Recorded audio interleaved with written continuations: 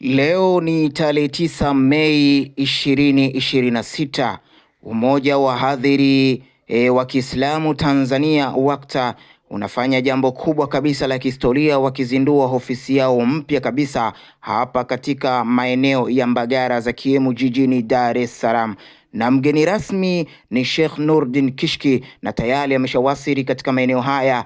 Tuende ndani tuweze kupata habari mbalimbali. Baki nami ndugu yako katika imani, Uthmani Hamza Kongwegu. Usisahau kusubscribe na kulike channel yetu ya Wawakilishi TV. Asante. La ilaha illa Allah Allah. Kwa heshima na taadhima, kwa niaba ya taasisi yetu ya Umoja wa Wahadhiri wa Kiislamu Tanzania, tunaomba tutumie fursa hii kwa ajili ya kumkaribisha shekhe atuzindulie ofisi yetu kwa kutoa kizuizi kilichoko hapo. Karibu shekhe kwa ajili ya uzinduzi. Bismillah. Takbir! Allahu Akbar! Takbir! Allahu Akbar! Allahu Akbar! Allahu Akbar! Allahu Akbar! Allahu Akbar! Allahu Akbar! Allahu Akbar! Allahu Akbar! Allahu Akbar! Allahu Akbar! Baada ya kusema hayo, shekhe nikupe sasa fursa ya kuweza kutunasihi, kutuasa, kutuwaidhi kwa lolote ambalo Mola amekukadiria, kwa sababu naijua ratiba yako leo ni ngumu kidogo, lakini pia umechukua uzito kusema utafika na utazindua ofisi. Mashaallah, umeizindua na sasa tukusikilize kwa kalima at-tayyiba. Karibu sana shekhe. Bismillahir Rahmanir Rahim. Alhamdulillahi Rabbil Alamin. Wa usalli wa usallimu salatan wa tasliman yaliqani bimaqami amiril anbiya'i wa imamil mursalin Sayyidina Muhammadin wa ala alihi wa sahbihi ajma'in. Warhamillahu mashayikhana wa walidina wa amwatana wa amwatal muslimina ajma'in. Amin ya Rabbal Alamin. Amma ba'd. Assalamu alaikum wa rahmatullahi wa barakatuh. Leo kwangu ni siku ya furaha. Nina furaha bila ya kiasi wala basi. Nina furaha isiyokuwa na kifani kupata heshima ya kujumuika na wahadhiri wenzangu na madai wenzangu chini ya Umoja wa Wahadhiri wa Kiislamu Tanzania. Lakini kubwa ni ile heshima ambayo mmenipa ya kuwa mgeni rasmi katika kuzindua rasmi ofisi za wahadhiri wa Kiislamu Tanzania,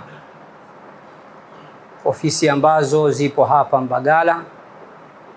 Kwa kweli namshukuru Allah subhanahu wa ta'ala kwa hilo, kisha na washukuru na nyinyi kwa kuona kwamba mimi ninafaa kuwa mgeni rasmi mwenye kuzindua rasmi jengo hili. Nimshukuru sana Sheikh Rajab Amiri, ndugu yangu wa siku nyingi sana. Mimi na yeye tuna historia, wanaojua ni wachache. Katika hao wachache, Mwalimu Kinyogoli ni mmoja wao. Tena yeye anakumbuka vitu ambavyo mimi nishavisahau. Habari ya ubwabwa na maharage mimi nishasahau. Na ili nisiwaache njia panda, harusi ya Sheikh Rajab Salum, muhadhiri nilikuwa ni mimi. Takbir! Allah! Takbir! Allah! Takbir! Allah! Na wakati huo ndo tulikuwa bado watoto. Baadhi ya watu wakawa wanamuuliza, shekhe, huyu umemtoa Mombasa? Sahihi. Namshukuru kwa sababu wallahi anapambania sana umoja huu. Mara kwa mara amekuwa ni mwenye kuwasiliana na mimi kwa ajili ya changamoto mbalimbali, kutaka ushauri, nasaha, tunafanyaje. na ile sharafu ambayo mmenipa mimi kuwa ni miongoni mwa walezi wa umoja huu. Nasikia fahari sana Allah subhanahu wa ta'ala kunijalia mimi kupatikana ofisi hizi. Sheikh Rajab ameniambia umoja upo kama haupo kwa sababu hatuna ofisi. Ndipo tulipokaa mimi na yeye na Mwalimu Kinyogoli na Sheikh Muhoro na kuna mwanangu hapa Ibrahim almaarufu mnamuita Mkongo. Jamani, mwanangu yuko nyuma huko, tulipishana pishana, lakini naomba mfahamu kwamba sasa hivi nampenda na ananipenda. Lakini pia siku hiyo nakumbuka pia alikuwepo na mzee wa AKA mzee wa kufyeka. Wana Bakos pia alikuwepo. Na alhamdulillah Allah ametujalia tumepata nyumba hii tena tumeilipia kodi mwaka mzima. Alhamdulillah. Na tukarekebisha ofisi zote. Baadaye Amiri akatuambia ukumbi huu bwana, sisi mashekhe tumezoea kukunja magoti, wakati mwingine tunakaa tunashauriana hapa tupate zulia. Alhamdulillah zulia tumelipata. Tumefunga IC, tumefunga mafeni, tumetia furniture katika ofisi zote hizi na tumetia na AC. Lakini baadaye tukasema Amir lazima awe na kompyuta wanaita desktop, tumeipata, na katibu na yeye vile vile na desktop pamoja na printer, sababu katibu ndo anatumiwa mabarua nini na print haraka. Ofisi ya tatu ambapo nimesikitika tulisahau kuweka IC, na kusikitika kwangu baada ya kuona mwenye ofisi ni Sheikh Saidi John, kipenzi changu jamaa. Kuna watu hawajui mimi na ukaribu kiasi gani na baadhi ya wahadhiri. Sheikh Saidi John bwana ni katika vijana mashallah tabarakallah, ana akhlaqi nzuri sana, kijana mzuri sana, ni mdogo wangu na tuna ukaribu. Kwa hiyo alivyonikaribisha ofisini kwake, kumbe hapa tuliposahau. Amiri, inshallah wiki ijayo tutatia IC kwenye ofisi ya muhasibu inshallah biidhnillah ta'ala. Kwa kweli mimi nimefurahi sana. Naomba tu niache wasia chache kwenu. Wasia wa kwanza, ndugu zangu, msiache da'wa. Da'wa ndio wadhifatul anbiya, ndio wadhifa na kazi kuu ya manabii. Ukienda kuipekua Qur'an, na mashallah nyinyi ni watu wa research sana, sura 114 juzuu 30 hakuna aya yoyote iliwahi kumuita Mtume Muhammad sallallahu alaihi wasallam kwa jina la Sheikh, ingawa ni shekhe wa mashekhe lughatan wa istilaha, lakini kuna aya imemuita da'i, kuonyesha wadhifa wa da'wa ulivyokuwa umetukuka. Ya ayuha nabiyyu inna arsalnaka shahidan wa mubashiran wa nadhira wa da'iyan ila Allahi biidhnihi wa sirajan munira. Niwakumbushe tu nafasi yenu, hakuna kilichowapandisha nyinyi isipokuwa ni da'wa. Na mimi nafahamu wahadhiri wa Kiislamu wako wengi sana, lakini Allah katika mapenzi yake hakuwatangaza wote. Kuna miongoni mwenu hamjulikani na watu, lakini anakujueni Allah. Ndipo mshairi mmoja akasema, rubba mashhurin fil ardi majhulin fis sama. Huenda mtu akawa ni star duniani lakini mbinguni hajulikani. Tunamwomba Allah tujalie tuwe wenye kufahamika ardhini na mbinguni kwa kazi zake. Kwa ndugu zangu, msiache dawa. Waman ahsanu qawlan mimman daa ila Allah, ni nani mwenye maneno mazuri kuliko yule anayewalingania watu kwa Allah? Kazi iliyofanywa na umoja wa wahadhiri wa Kiislamu Tanzania kuanzia miaka hiyo, kwa kweli ni kazi kubwa sana. Nyinyi mnadili na watu ambao si Waislamu. Ni watu wangapi ambao Allah amewaingiza katika Uislamu kupitia nyie? Niliwahi kuambia baadhi ya mashekhi, tulikaa pahala, kwamba sisi tunafanya da'wa, alhamdulillah, tunaalikwa huku na kule, ndani na nje ya nchi, lakini sisi tuna deal na Waislamu, kuwakumbusha Waislamu tu kila siku, wadhakir fa inna dhikra tanfa'u almu'minin. Lakini nyinyi majukumu yenu makubwa, mnadili na wasiokuwa Waislamu. Mpaka sasa mshasilimisha watu wangapi? Mtume Muhammad sallallahu alaihi wasallam wakati anamtuma Sayyidina Ali ibn Abi Talib radhiyallahu anhu kwenda Yemen, akamwambia nakutuma kwa watu wa ahlul kitab. Akamuelekeza akamwambia, faliyakun awwalu ma tad'uuhum ilayhi shahadata an la ilaha illa Allah, jambo la kwanza walinganie katika la ilaha illa Allah. Mahallu shahid, baadaye akamwambia Ali, ukaye ukifahamu ya kuwa la an yahdiya Allahu bika rajulan wahidan khairun laka min humurin na'am. Allah akimuongoa mtu mmoja tu akaiona haki akaacha ukafiri akaja katika Uislamu, ni bora kwako kuliko ngamia mwekundu. Kwa hiyo kazi mlizofanya ndugu zangu ni kazi kubwa sana, ambayo namna Allah alivyomjalia kila mtu na mapito yake, nina hakika hata sisi mashekhe ambao tunalingania kwa da'wa hii ya kawaida tu ya Qur'ani na Sunna, hatujafikia kusilimisha watu kama mlivyofikia nyinyi kusilimisha watu.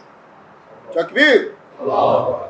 Sisi ni kweli da'wa zetu watu wanasilimu, lakini sio kwa wingi kama ambavyo nyinyi mlivyosilimisha. Kwa hiyo ombi langu kwenu na nasaha zangu kwenu, msiache da'wa. Da'wa ndio heshima yetu, ndio utukufu wetu. Hili ni jambo la kwanza. Jambo la pili, mupendane, mshikamane. Bila ya umoja na mshikamano hakuna mafanikio. Mshairi anasema, ta'ba rimahu idha ijtama'na takassura wa in iftaraqna takassarat ahada. Ukikusanya mishale kwa pamoja ni vigumu kuvunja, lakini ukiziachanisha ni rahisi kuvunja.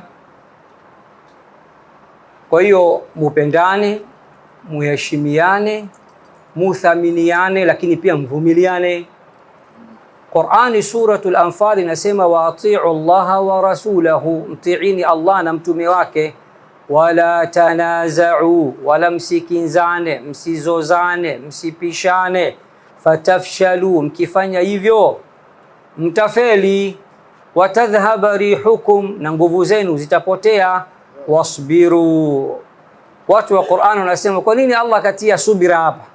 Allah anahimiza kwamba muwe na umoja na mshikamano, msizozane, msikinzane, msipishane, lenu liwe moja. Kisha mwisho akamalizia wasbiru, fanyeni subira, inna Allaha ma'as sabirin. Wakasema ulama wa Qur'an kwamba kuvumiliana ndio miongoni mwa sababu zinazopelekea watu kuendelea kushikamana. Kila mmoja hapa, nadhani wengi wetu tumeoa, tusingewavumilia hawa wanawake, tusingefika nao mpaka hapa, na wao wasingetuvumilia pia, tusingefika nao mpaka hapa. Kwa hata nyinyi mnapaswa mushikamane, mpendane. Amir, naomba nitoe moja la moyoni.